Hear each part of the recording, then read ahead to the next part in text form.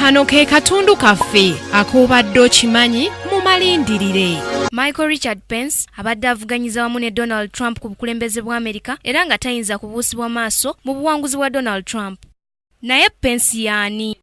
Michael Richard Pence musajja mulokole nga yazaalibwa mu 1959 ng'ennaku z'omwezi 7 mu mwezi ogw'omukaaga mu ssaza lya Indiana mu Amerika. Yasomera ku Hanover College ne University ya Indiana gye yakugukira mu by'amateeka.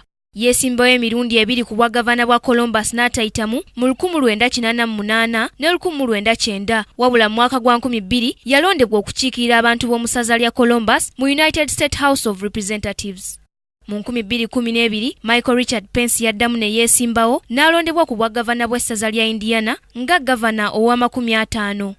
Yakola nnyo okukendeeza emisolo mu ssaza lya Indiana, yavujjirira nnyo ebyenjigiriza mu ssaza eryo ekyasikiriza ssente eziweebwa essaza lino okwongezebwa.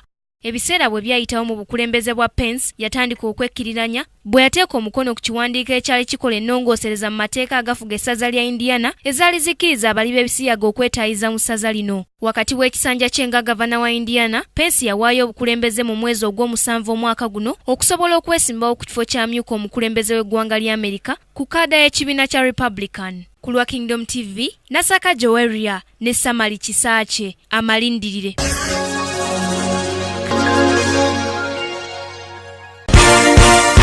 This is Kingdom TV.